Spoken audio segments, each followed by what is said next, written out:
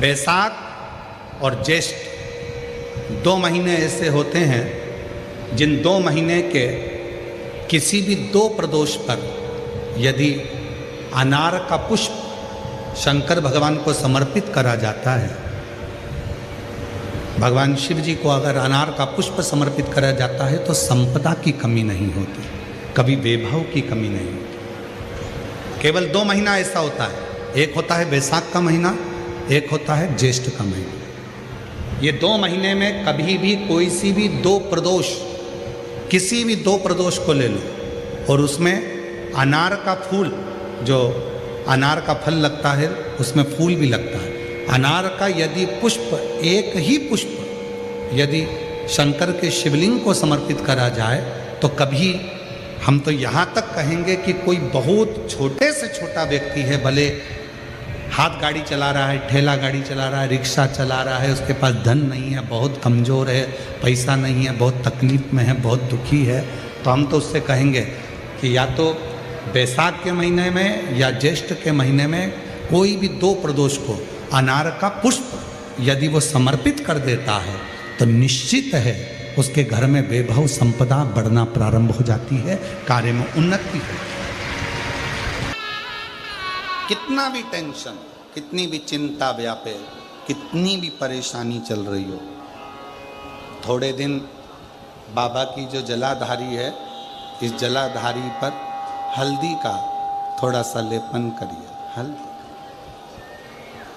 और हल्दी का लेपन कर कर जिस पात्र से शिव जी को जल चढ़ाओगी उसी पात्र पर अपनी 3 उंगलियों का स्पर्श हल्दी का कर कर फिर बाबा को कुंदकेश्वर महादेव के नाम से जल चढ़ाना प्रारंभ करें। जो हल्दी का लेपन आपने जलाधारी पर करा है उसी जलाधारी की 1 उंगली कलश पर लगाकर लेकर आओ।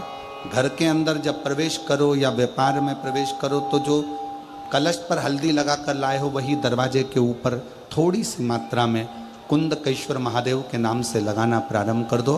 कैसी भी चिंता हो 7 से 8 दिन में वो चिंता समाप्त होगी ही हो, टेंशन खत्म होगा ही,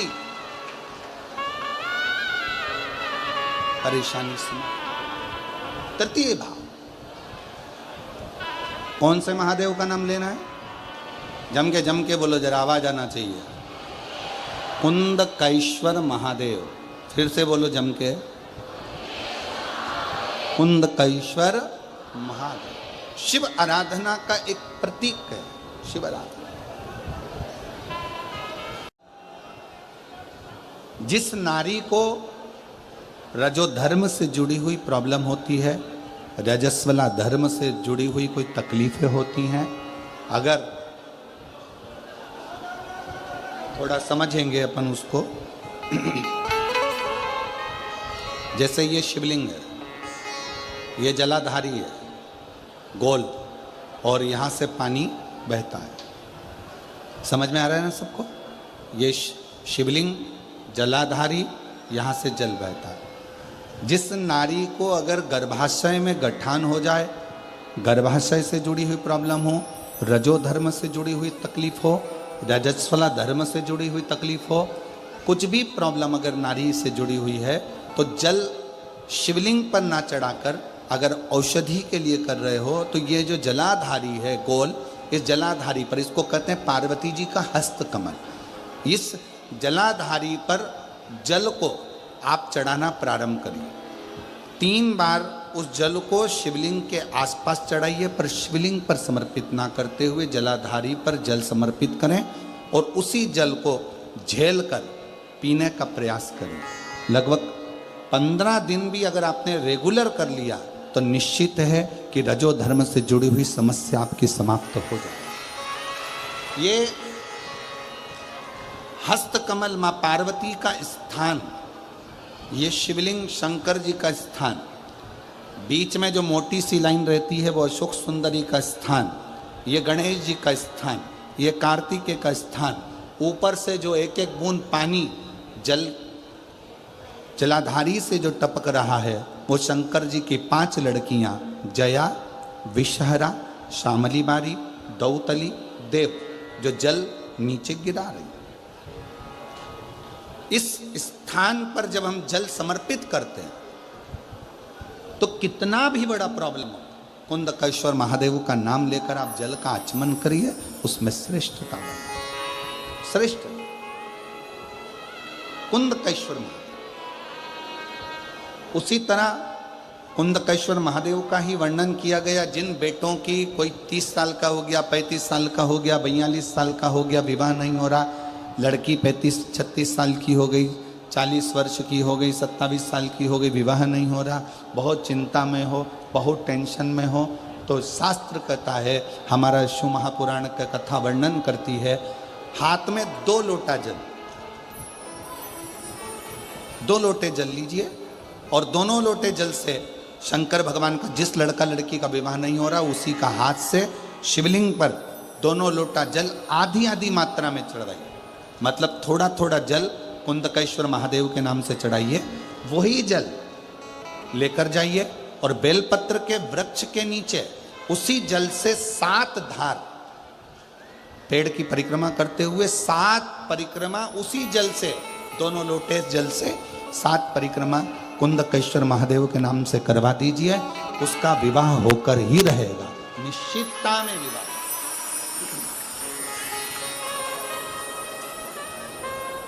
कुछ महीने, ज्यादा से ज्यादा 3 महीने, 3.5 महीने, 4 महीने, और हमें तो विश्वास है अगर कर लिया तो 1 मई से 7 मई की कथा में आपका पत्र विवाह का जरूर मिलेगा कि मेरे बाबा ने सुना।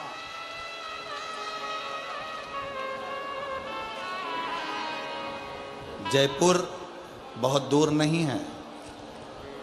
जब मेरा ओघड़दानी आपकी झोली में खुशियां भर देगा ना, तो मुझे विश्वास है आप इतनी प्रसन्न होकर जयपुर लाल चुंदड़ी ओढ़ कर आओगी ना ईश्वर जी और गोरा जी की कथा में, तो कहोगी कि बाबा ने हमको ये दिया, ये मेरे बाबा ने दिया है मुझे, ये पत्र मेरा।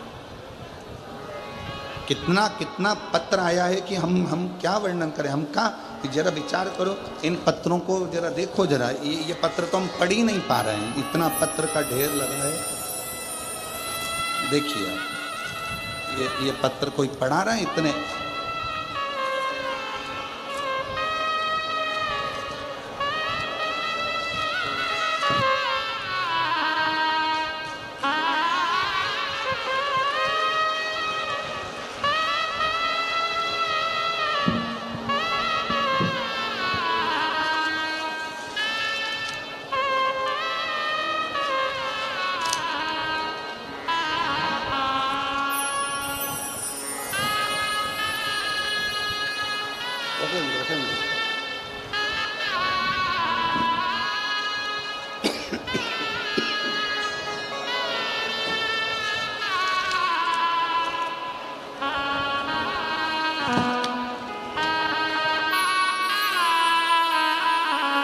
अभी इतने पत्र पढ़ाएंगे क्या? और प्रत्येक पत्र में आपको जो मेरे कुबेर भंडारी ने दिया है, मेरे शंकर ने करुणा करी, वो सब इन पत्रों में भरी पड़ी, सब इन। अब शिव की आराधना, शिव की स्तुति, शंकर की करुणा, शंकर का भजन, शंकर का स्मरण, एक आपका विश्वास आपको शिव के करीब में लेकर जाए। एक विश्वास, एक भरोसा, एक दृढ़ता, और ये पूर्ण विश्वास है। अगर आपने दिल से कथा सुनी है ना रतनगढ़ की, तो हम भी विश्वास के साथ कहते हैं कि जयपुर फिर मिलते हैं। ये पूर्ण विश्वास के साथ फिर पुनः। और खाली न जाता कोई दर से तुम्हारे, खाली न जाता कोई दर से तुम्हारे, मैं भी खड़े हो नन्हे वापस आए, अपने से लगा लो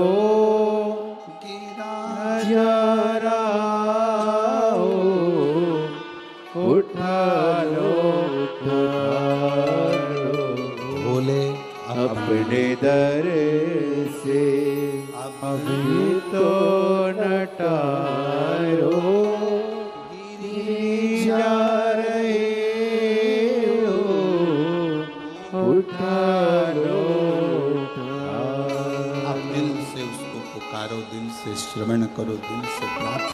कोई अपने प्रवचन में कहे कि संसार बुरा है, जगत बुरा है, संसार बेकार है, जगत बेकार है,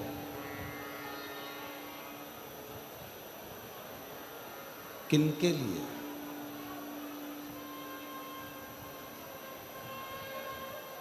जगत उनके लिए बेकार है जो अपने कर्म से पीछे हट जाते हैं।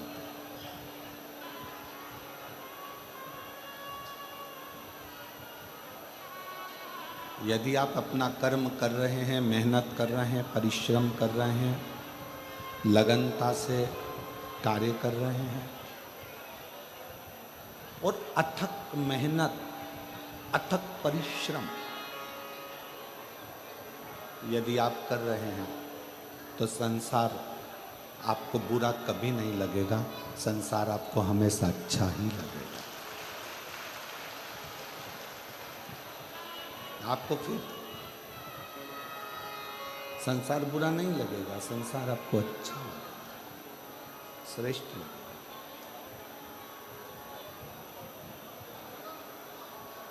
जो निठल्ला होकर बिना कर्म किए बैठा रहे, कोई कर्म करे ही ना, उसके लिए तो पूरा जगत बेकार है, पूरा जगत।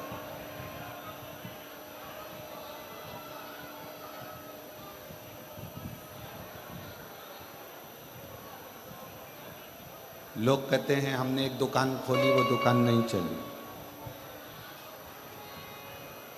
फिर दूसरी दुकान खोली, दूसरी दुकान भी नहीं चली, फिर तीसरी दुकान खोली, तीसरी दुकान नहीं चली। आप बार बार कितनी बार दुकान को बदलो, कितनी बार व्यापार को बदलो। एक शिव महापुराण की कथा कहती है, बार बार व्यापार बदलने से अच्छा है एक व्यापार में पूरी दिल से जान लगा दो और अपना परिश्रम पूर्ण कर दो, तो वो दुकान भी सफलता हो जाती है।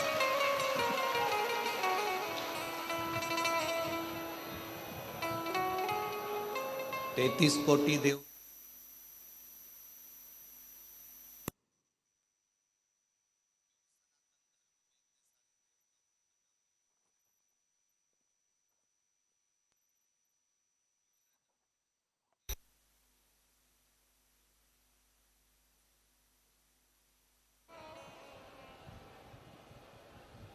केवल एक सनातन धर्म एक ऐसा धर्म है जिसमें 33 कोटि देवताओं का नाम आता है। क्यों? किस लिए? क्योंकि हमारे जितने भी देवता हैं वो अपना परिश्रम, अपना कर्म, अपनी लगनता संसार के लोगों को बताते हैं।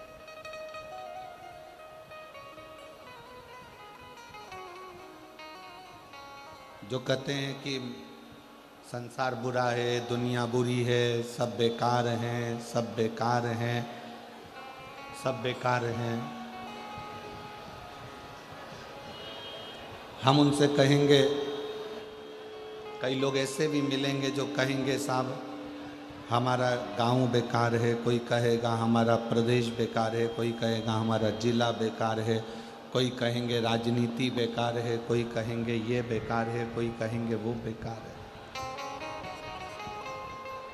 शिव महापुराण की कथा कहती है, मान लो संसार को आप बेकार कह रहे हो तो कम से कम अपने आप को श्रेष्ठ बनाने का प्रयास करो, तो संसार भी आपको श्रेष्ठ नजर आने लगेगा।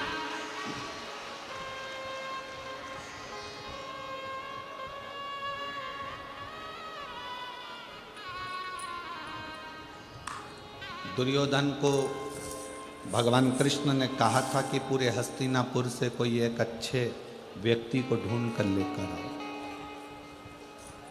दुर्योधन को अच्छा नहीं मिला। युधिष्ठिर से कहा गया था कि इस हस्तिनापुर में से जाकर सबसे बुरे व्यक्ति को ढूंढ कर लेकर आओ। युधिष्ठिर को कोई बुरा नहीं मिला था।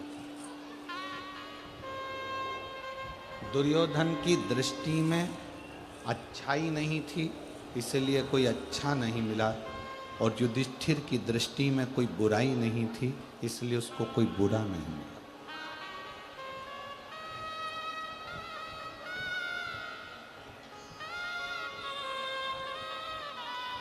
आपकी दृष्टि क्या कह रही है? आपकी सोच क्या कह रही है?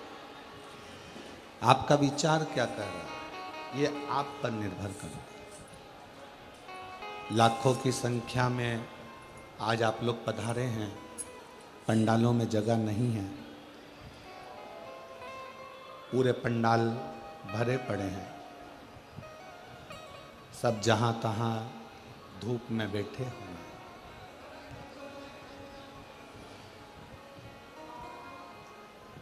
बालू रेत,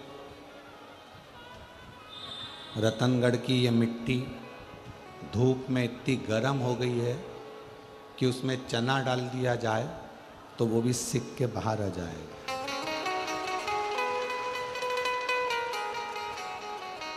रतनगढ़ की ये मिट्टी इतनी गर्म हो रही है, रेत, कि इस पे पापड़ रखा जाए तो पापड़ सिक जाए।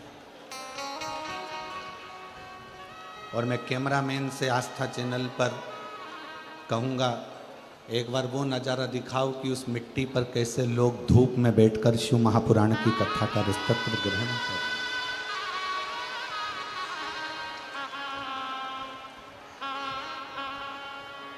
जिस मिट्टी पर पापड़ रखो तो पापड़ सिक जाए, चना डालो तो चना सिक जाए, ऐसी मिट्टी पर बैठकर, ऐसी रथ में बैठकर, ऐसी रज में बैठकर शिव भक्त शिव महापुराण की कथा का रसतत्व ग्रहण कर। महाराज, खाली नहीं जाओगे आप। आपकी साधना, आपका तप, आपका बल शिव कृपा जरूर करे। और खाली ना जाता दर से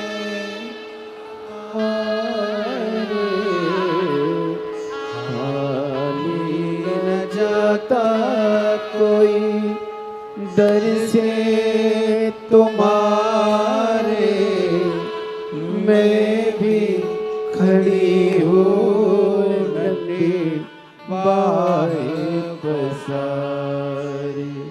अपने हृदय से लगा लो गिरा जा रहा हूँ, उठा लो भोले अपने दर से अभी तो न डालो, गिरे जा रहे हूँ, उठा लो। आपकी साधना, आपका भजन, आपका स्मरण, आपका कीर्तन खाली नहीं जाए।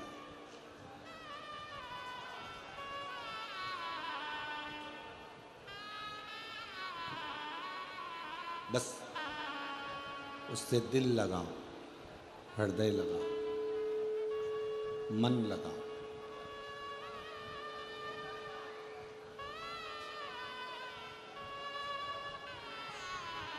एक पत्नी को पति से किस चीज की कामना होती है? विवाह के बाद एक लड़की जब विवाह कर जाती है अपने पति के साथ, उसको किस चीज की कामना होती है? मोबाइल की, जम के बोलो जरा, नहीं। जेवर की, अच्छे कपड़े की, खूब सारा घर में फ्रिज, कूलर, वॉशिंग मशीन सब लगा रहे उसकी। एक पत्नी को पति से कामना रहती है कि वो मुझे थोड़ा समय दे और प्रेम से मेरे से बात कर कर मेरे दिल का हाल समझ ले, बस इतना।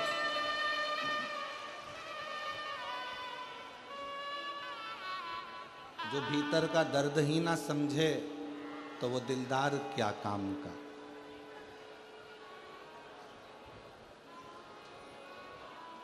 जो भीतर का दर्द ही ना समझे वो दिलदार किस काम का। और जो आकर खाली झोली ना भर दे तो वो सरकार किस काम का। पति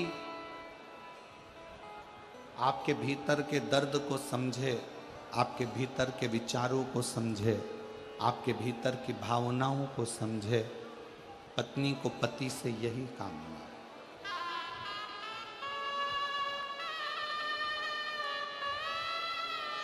उस परमात्मा को भी, मेरे देवाधिदेव महादेव, मेरे शंकर, मेरे ओघड़दानी, मेरे शंभु, मेरे त्रिकालदर्शी, कैलाशी, अविनाशी को भी आपसे बस यही कामना। आप उसे कुछ दो ना दो, आप उसे कुछ पीतांबर, अंबर, वस्त्र, आभूषण, भोजन कुछ दो ना दो, उसे कोई मतलब नहीं है। वो तो कहता है केवल मुझे आपका हृदय, मन और शुद्ध भाव, शुद्ध भाव।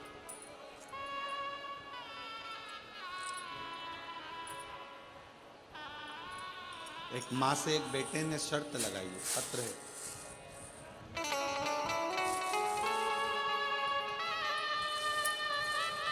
मेरा नाम उर्मिला पारीक है, पति का नाम राम अवतार पारीक है, निवास स्थान छाऊसरी, जिला झुंझुनू, राजस्थान से आई हूँ।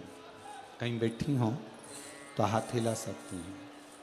मेरा नाम राम अवतार पारीक, उर्मिला पारीक, निवास स्थान छाऊसरी, जिला झुंझुनू, राजस्थान से हूँ। मेरा मोबाइल नंबर ये है। कहीं बैठी हो तो हाथ हिला सकती हैं।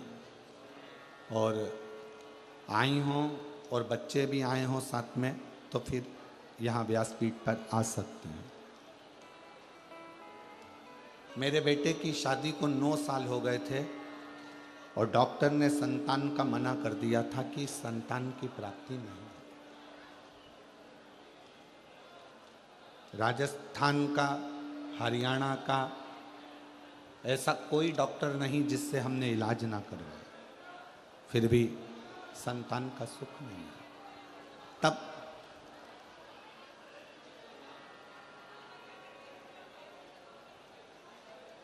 शिव महापुराण की कथा के बारे में मालूम पड़ा और बेटे से मैंने जल चढ़ाने को कहा, बहू से जल चढ़ाने को कहा, तो बेटा कहता है जब ये साइंस किसी काम का नहीं है, विज्ञान काम नहीं आ रहा, तो कथा क्या काम आएगी?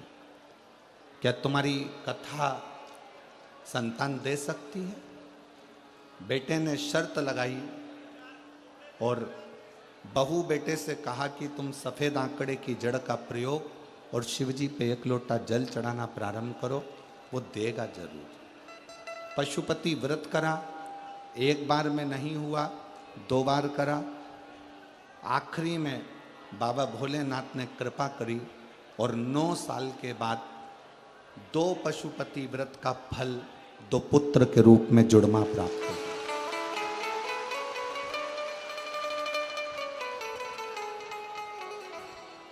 दो जुड़मा पुत्र के रूप में प्राप्त हुआ। अब मेरा दूसरे नंबर का बेटा जिसका विवाह नहीं हो रहा था, लड़की देख देख कर थक गए, कहीं जमता नहीं, कभी लड़की वाले मना कर देते, सफलता नहीं मिल रही थी। तब फिर पुनः अपनी देवरानी के कहने से कथा सुनना प्रारंभ करी और मालूम पड़ा कि देवरानी बोली कि सालासर जी में कथा हो रही है 5 दिन की। हम सालासर जी के पंडाल में बैठकर 1 दिन की कथा सुनने के लिए पहुंचे। आप कहते हो पंडाल में भले 15 मिनट के लिए आओ, पर अपने क्षेत्र में अगर कथा हो रही है तो पंडाल में बैठकर जरूर सुनो, बाबा से अर्जी जरूर लगाओ, बाबा स्वीकार करते हैं। हमने 1 दिन पंडाल में बैठकर कथा सुनी। कथा सुनने के बाद सालासर जी से हम आ गए और बाबा का क्या गुणगान करूं गुरुदेव। वहाँ से आने के बाद मन में आया कि एक बार पूरी 7 दिन की कथा सुनी जाए। हम रेवाड़ी पहुँच गए।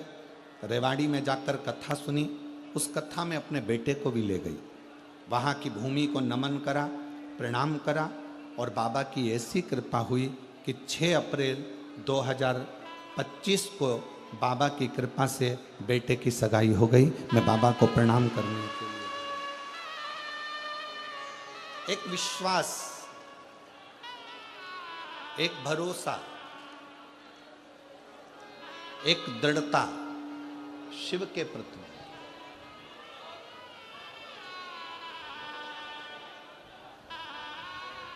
शिव महापुराण की कथा टाइम पास करने के लिए नहीं है।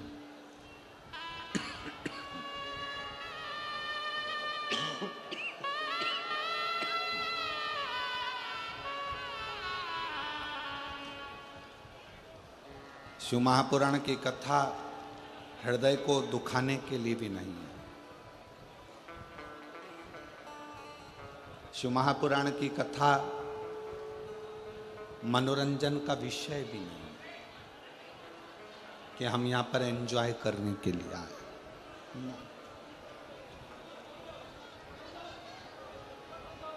इस कथा को दिल से बैठकर मन लगाकर यदि सुन लिया, जवाबदारी फिर उसकी है। वो 3 महीने में तुम्हारी झोली में क्या क्या डाले कि हमको नहीं मालूम। पार्वती जी की माँ कह रही हैं, शंकर जी की कितनी उम्र है ये हमको नहीं मालूम। शंकर जी का क्या व्यापार है ये हमको नहीं।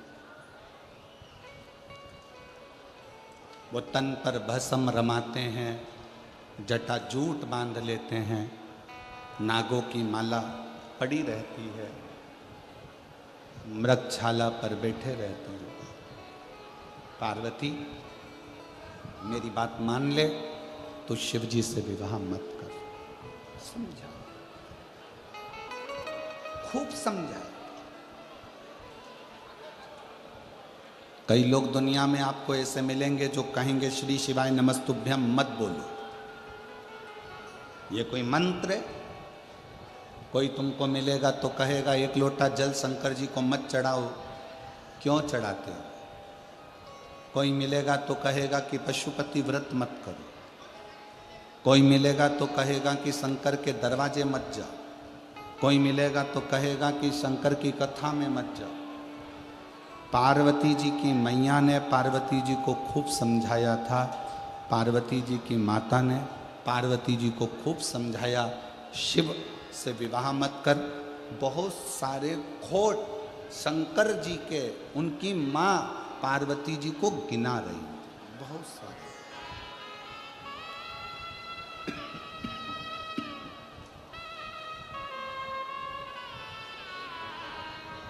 खूब खोट गिना।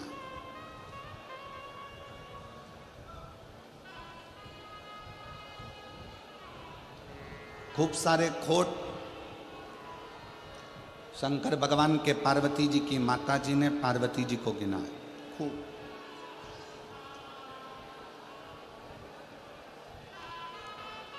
गले सर्पों की माला है, मस्तक पर चंद्रमा है, शीश गंगा है, बसमी रमाने वाला है, जटा जूट बांधने वाला है, खूब बोला। फिर भी पार्वती जी का मन स्थिर रहा, स्थिर।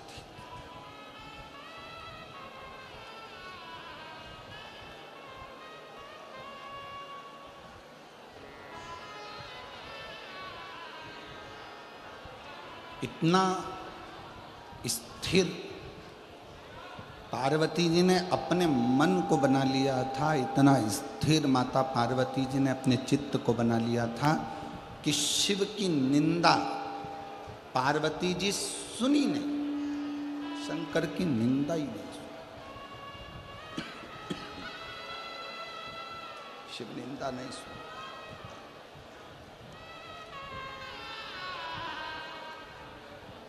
जैसे ही मां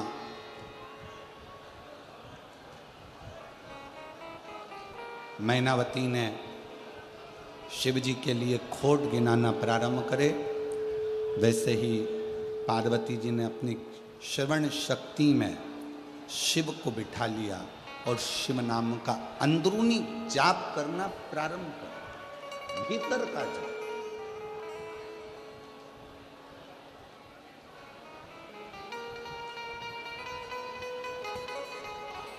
श्री शिवाय नमस्तुभ्यं,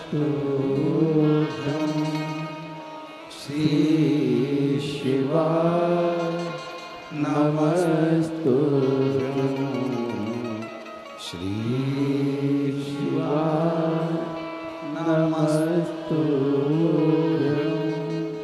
श्री शिवाय नमस्तुभ्यं,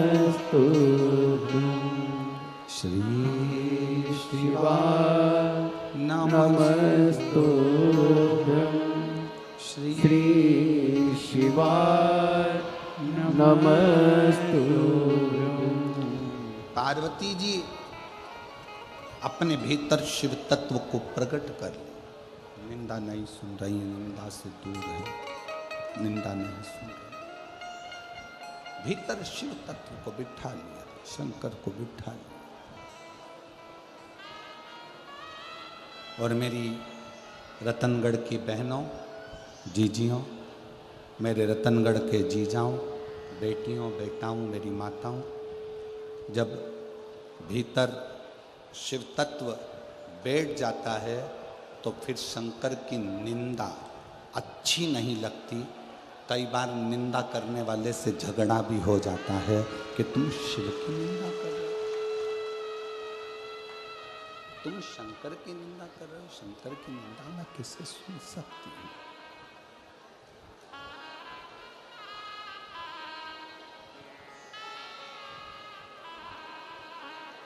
अपने पति की निंदा, ध्यान देना, थोड़ा बहुत अच्छी बात पार्वती जी का चरित्र कर रहा। अपने पति की निंदा, अपने पिता की निंदा और अपने परमात्मा की निंदा कभी कानों में नहीं आना चाहिए, कभी ना।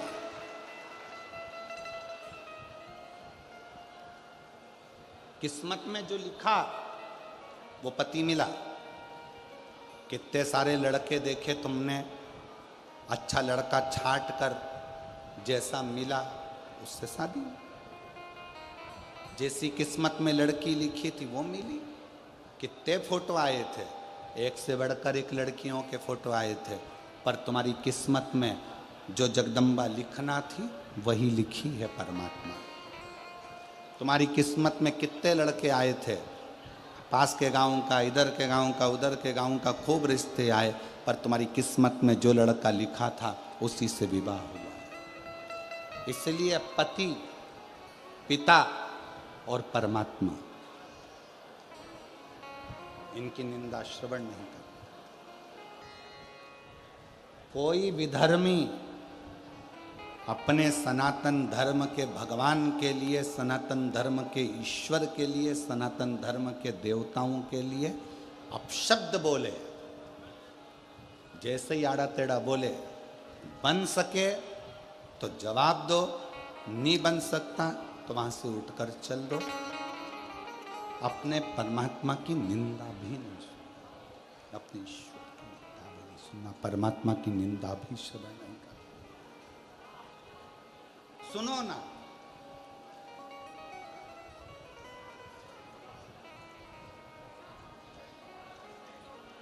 शिव जी को एक लोटा जल चढ़ाते हो, जल चढ़ाते हो तो शंकर की निंदा नहीं सुनना। कोई कहे शंकर जी ऐसे, मैंने तो उससे पूछा, कोई कहे मंदिर जाके क्या करोगे, मेरा पांव, मेरा घर, मेरा परिवार तेरे कहने पे चल रहा है क्या? मेरा मन, मैं मंदिर जाऊं, पशुपति व्रत करूं, पोछा लगाऊं, झाड़ू लगाऊं, जो करूं मेरी मर्जी। मैंने तुझसे पूछा क्या?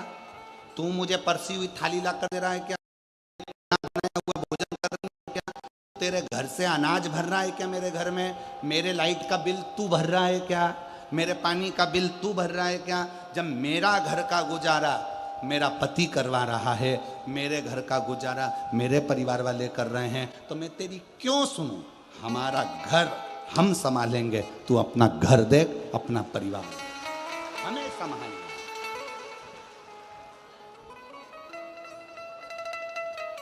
एक पत्र है, अच्छा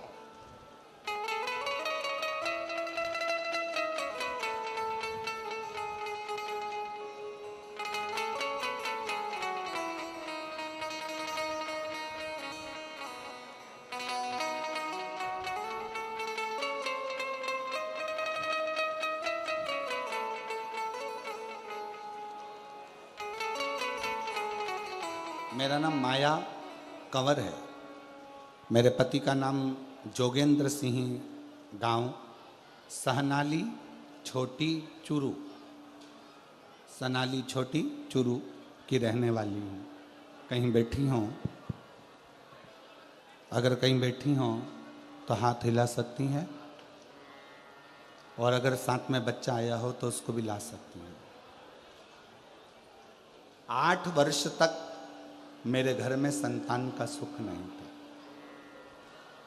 जब 8 सालों से मुझे संतान नहीं हुई, 8 साल से जब मुझे संतान का सुख नहीं हुआ, डॉक्टरों को बता बता कर थक गए, दवाइयाँ ले लेकर थक गए, फिर भी संतान का सुख 8 साल तक नहीं आया। मेरी बहन ने कहा, वो सियोर वाला महाराज आंकड़े की जड़ का बोलता है, आस्था चैनल पर कथा आती है, कभी 1 बजे कभी 2 बजे वो कथा को सुनो। सफ़ेद आंकड़े की जड़ बांधना प्रारंभ करी, पशुपति नाथ का व्रत करना प्रारंभ करा। सावन का महीना आया, 2023 में बाबा से ऑनलाइन पूजन कर कर मन्नत मांगा, बाबा मेरी मनोकामना पूर्ण कर। मेरे पति ने कभी आपकी कथा नहीं सुनी थी, पहली बार कथा सुनकर उसके मन में विश्वास आया। सीहोर में कावड़ भरा रही है, अपन दोनों कावड़ यात्रा में चलते हैं।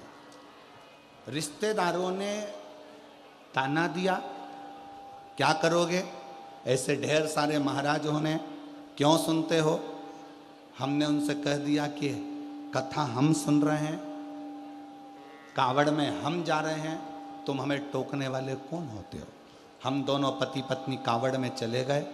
कावड़ में कुबेर भंडारी को जल चढ़ाया, वहाँ का जल लेकर अपनी पत्नी को भी पिलाया और मैंने भी पिया। बाबा की कृपा से जब हम कावड़ यात्रा से वापिस आए, और ऐसी शिव की कृपा हो गई कि मेरी पत्नी का गर्भ ठहर गया, और गर्भ ठहरा, और बाबा की कृपा से 15 जुलाई 2024 को बाबा की कृपा से पुत्र रत्न की प्राप्ति हुई, जो प्राप्त शिव जी का नाम कुंदकेश्वर महादेव हो। कुंदकेश्वर महादेव।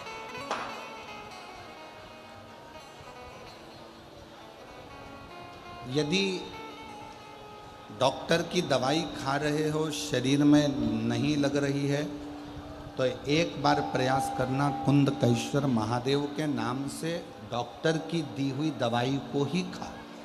हमने पहले भी कहा कि डॉक्टर शंकर का एक रूप होता है, शिव का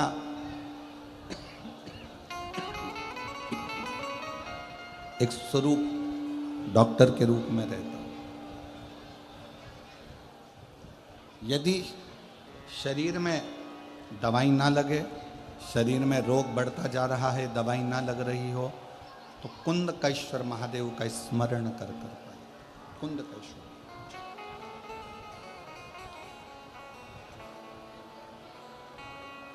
और एक बात और स्मरण में रखिएगा, यदि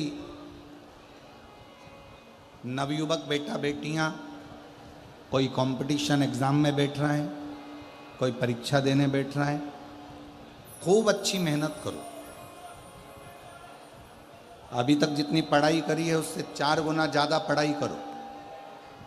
रात दिन एक कर दो और खूब अध्ययन कर खूब पढ़कर खूब अच्छी मेहनत कर फिर एक दुर्वा, एक शमी पत्र और एक पुष्प कनेर का, ये 3 चीजें लेकर नंदी के पास में रखकर बाबा से प्रार्थना कर फिर किसी एग्जाम को देने के लिए जाओ। बाबा चाहेगा तो उसमें सफलता जरूर मिलेगी। एक पत्र है, अच्छा है। कुंदुक फेंक कर जब मारा, कुंदुक चरणों में जाकर गिरा और शिवजी का नाम कुंदकेश्वर महादेव। एक बार जम के बोलो, कौन से महादेव? कुंदकेश्वर महादेव। कुंदकेश्वर महादेव के 5 बहुत अच्छे अच्छे भाव वर्णित किए। बहुत। पहला, जिस नारी को रजोधर्म से जुड़ी हुई प्रॉब्लम होती है, रजस्वला धर्म से जुड़ी हुई कोई तकलीफें होती हैं, अगर थोड़ा समझेंगे अपन उसको, जैसे ये शिवलिंग है, ये जलाधारी है, गोल, और यहाँ से पानी बहता है। समझ में आ रहा है ना सबको? ये शिवलिंग जलाधारी, यहाँ से जल बहता है। जिस नारी को अगर गर्भाशय में गठान हो जाए, गर्भाशय से जुड़ी हुई प्रॉब्लम हो, रजो धर्म से जुड़ी हुई तकलीफ हो, रजस्वला धर्म से जुड़ी हुई तकलीफ हो, कुछ भी प्रॉब्लम अगर नारी से जुड़ी हुई है, तो जल शिवलिंग पर ना चढ़ाकर अगर औषधि के लिए कर रहे हो, तो ये जो जलाधारी है गोल, इस जलाधारी पर, इसको कहते हैं पार्वती जी का हस्त कमल, इस जलाधारी पर जल को आप चढ़ाना प्रारंभ करिए। 3 बार उस जल को शिवलिंग के आसपास चढ़ाइए, पर शिवलिंग पर समर्पित ना करते हुए जलाधारी पर जल समर्पित करें और उसी जल को झेल कर पीने का प्रयास करें।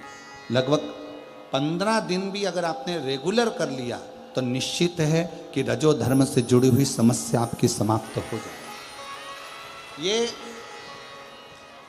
हस्त कमल मां पार्वती का स्थान, ये शिवलिंग शंकर जी का स्थान, बीच में जो मोटी सी लाइन रहती है वो अशोक सुंदरी का स्थान, ये गणेश जी का स्थान, ये कार्तिकेय का स्थान, ऊपर से जो एक एक बूंद पानी जलाधारी से जो टपक रहा है वो शंकर जी की 5 लड़कियां, जया, विषहरा, श्यामली बारी, दौतली, देव, जो जल नीचे गिरा रही। इस स्थान पर जब हम जल समर्पित करते हैं तो कितना भी बड़ा प्रॉब्लम हो, कुंदकेश्वर महादेव का नाम लेकर आप जल का आचमन करिए, उसमें श्रेष्ठता, श्रेष्ठ कुंदकेश्वर महादेव। उसी तरह कुंदकेश्वर महादेव का ही वर्णन किया गया, जिन बेटों की कोई 30 साल का हो गया, 35 साल का हो गया, 42 साल का हो गया, विवाह नहीं हो रहा, लड़की 35-36 साल की हो गई, 40 वर्ष की हो गई, 27 साल की हो गई, विवाह नहीं हो रहा, बहुत चिंता में हो, बहुत टेंशन में हो, तो शास्त्र कहता है, हमारा शिव महापुराण का कथा वर्णन करती है, हाथ में 2 लोटा जल, 2 लोटे जल लीजिए और दोनों लोटे जल से शंकर भगवान का, जिस लड़का लड़की का विवाह नहीं हो रहा, उसी का हाथ से शिवलिंग पर दोनों लोटा जल आधी आधी मात्रा में चढ़ाइए। मतलब थोड़ा थोड़ा जल कुंदकेश्वर महादेव के नाम से चढ़ाइए, वही जल लेकर जाइए और बेलपत्र के वृक्ष के नीचे उसी जल से 7 धार, पेड़ की परिक्रमा करते हुए 7 परिक्रमा उसी जल से, दोनों लोटे जल से 7 परिक्रमा कुंदकेश्वर महादेव के नाम से करवा दीजिए, उसका विवाह होकर ही रहेगा, निश्चितता में विवाह।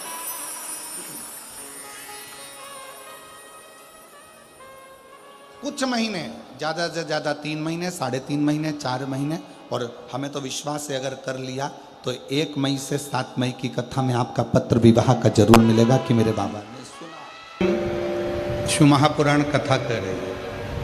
एक है माता देवहूति के लिए कपिल देव जी महाराज का उपदेश, और दूसरा है बरबरणी के लिए आनंद का उपदेश, बरबरणी के पुत्र आनंद का उपदेश। 2 उपदेश।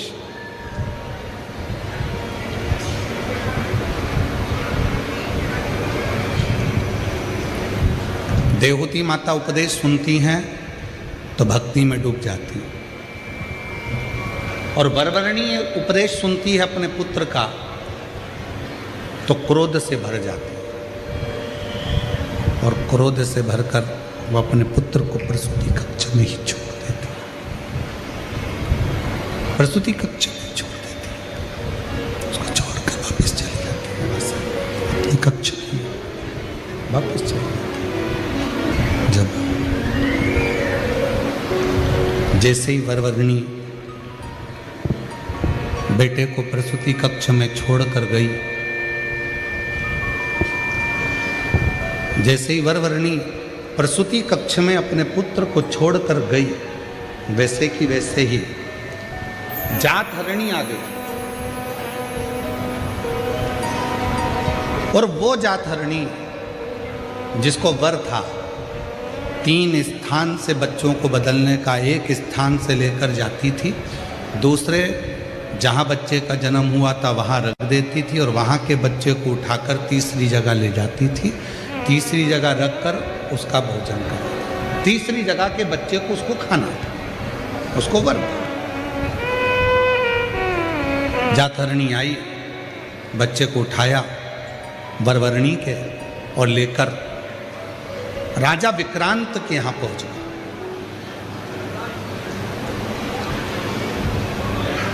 जहां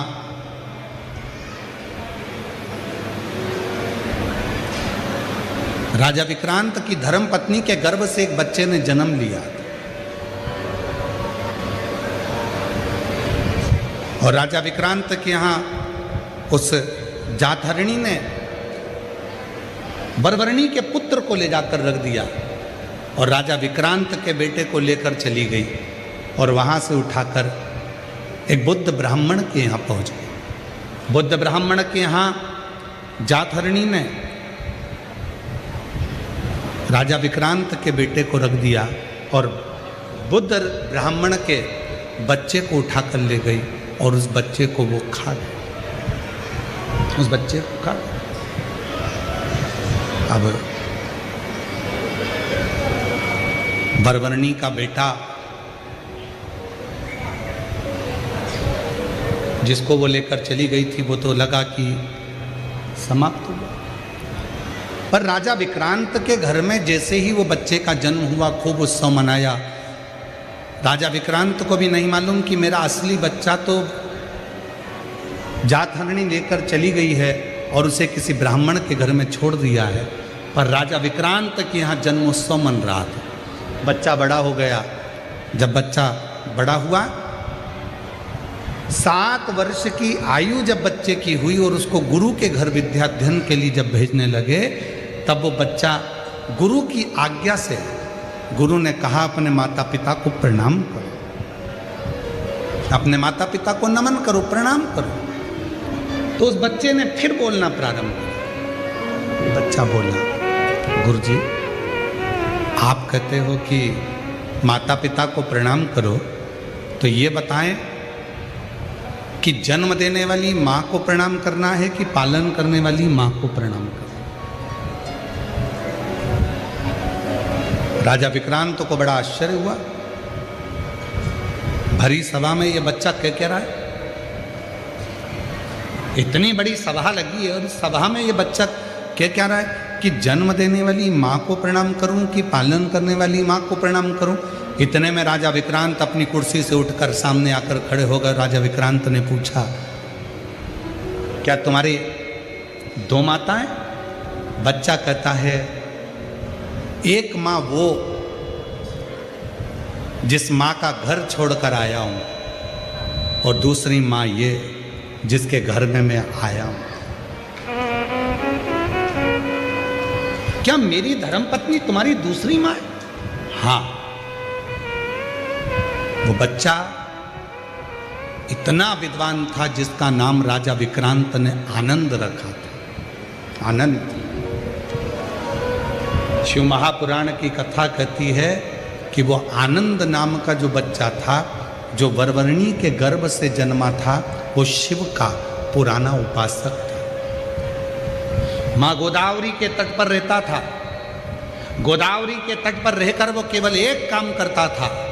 उसने ना कभी जिंदगी में किसी देवालय को गया, ना गोदावरी के तट पर रहने के बाद वो किसी शिवालय को गया। वो तो केवल गोदावरी के तट पर रहकर एक कार्य करता था। माँ गोदावरी के जल को उठाता था और किसी एक शिला पर डाला करता था। गोदावरी के जल को भरता था और एक शिला पर डाला करता था। वो ये भी नहीं जानता था कि ये शिवलिंग है कि शिला है, कि कोई देवता है, कि कोई देवी है, कि कोई स्थान है। केवल जल भरता गोदावरी का और डालता। शिव महापुराण की कथा कहती है माँ गोदावरी का जल एक ऐसा जल है जिसका मात्र स्पर्श कर लेने से शिव की करुणा प्रारंभ हो जाती है, शिव की कृपा प्रारंभ। माँ गोदावरी का जल एक ऐसा जल है, माँ गोदावरी का जल एक ऐसा जल है जिसका स्पर्श मात्र, जब जीव केवल गोदावरी के जल का स्पर्श मात्र करता है तो शंकर की करुणा आप रूप उस पर होना प्रारंभ हो जाती है। गोदावरी के जल की इतनी माँ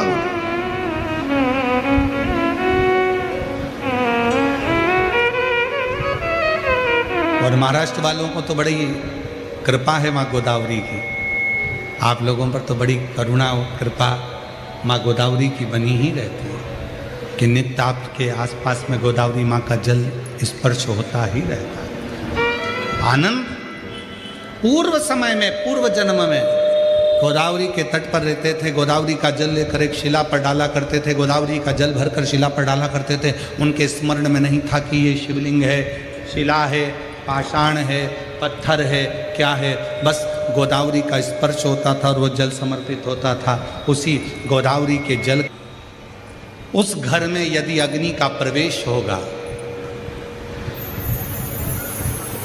या लोहे का कोई सामान, लोहे की कोई कील, लोहे का कोई पदार्थ, उस जन्म लेने वाली, उस जन्मे हुए बच्चे को जिस कक्ष में रखा जाएगा, उस कक्ष में अगर लोहे का कोई सामान होगा या उस कक्ष में अग्नि का प्रवेश होगा तो मैं उस कक्ष में कभी प्रवेश नहीं करूँगा। उस दिन से नियम है, बच्चे को लेकर जब माँ अपने कक्ष में आती है, स्नान करती है, तो उसको बालों को सेकने के लिए अग्नि दी जाती है, धूप दी जाती है, जिससे वो जातहरणी इसके घर में प्रवेश ना करे, कक्ष में प्रवेश न, प्रवेश ना करे, कक्ष में प्रवेश न। चैत्र ने छोड़ा, स्वयं षडानंद कार्तिकेय करते हैं। उस दिन तारकासुर के हृदय में शिव का निवास है।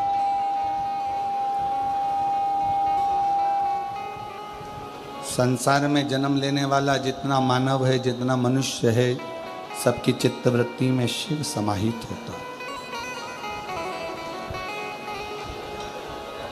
भारत की भूमि पर एक शिवलिंग ऐसा है जहाँ स्वयं रावण भी बैठकर भजन करा है, हनुमान जी भी बैठकर भजन करे हैं, राम जी भी बैठकर भजन करे हैं। ऐसे सिंहेश्वर महादेव, जिसमें पशुपतिनाथ व्रत का वर्णन हुआ। 5 सोमवार का ये व्रत रहता है। सुबह जिस पूजन की थाली को लेकर जाते हो, वही पूजा की थाली शाम को भी जाती है। कितने दिए जाते हैं उसमें? 6 दिए प्रसाद मंदिर में जाकर प्रसाद के 3 हिस्से करना, 6 दिए जमीन पर रखना, 5 दिए प्रज्वलित करना, 1 दिया नहीं जलाना मंदिर में, उस दिए को वापस थाली में रखना, प्रसाद के 3 हिस्से कर कर 6 दिए जमीन पर रखकर पूजन करना। पूजन करने के बाद प्रसाद के 3 हिस्से में से 1 हिस्सा अपनी थाली में रखकर लेकर घर आओ। 1 दिया जिसको जलाया नहीं है, प्रज्वलित नहीं करा, उसको ले आओ। बाबा से प्रार्थना करो, बाबा आज मेरा पहला पशुपति व्रत है। प्रार्थना कर कर जो दिया लेकर आए हो उसी दिए को घर के अंदर जब जाओ, बाहर घर के बाहर ही बैठ जाओ, सीधे हाथ की ओर। घर में जब प्रवेश करो तो सीधे हाथ की ओर, दाएं हाथ की ओर बैठकर वो जो 6 नंबर का दिया है उसको जला दो। बाबा को अपनी कामना करो, जिस कामना के कारण तुमने व्रत करा है। अंदर प्रवेश करो। भोजन जब शाम का करो, सबसे पहले जो प्रसाद लेकर आए हो उसको खाओ, उसके बाद भोजन करो। 5 व्रत होते हैं। कोई अड़चन आ गई, कोई प्रॉब्लम आ गई, रजो धर्म आ गया तो व्रत को छोड़ दो, उस व्रत को मत गिनो, फिर अगला व्रत चालू कर दो। करना 5 ही व्रत है, होना एक मंदिर में। ज़्यादा मंदिर में जाकर व्रत नहीं किया जाता। 5 व्रत एक ही मंदिर के अंदर होना चाहिए।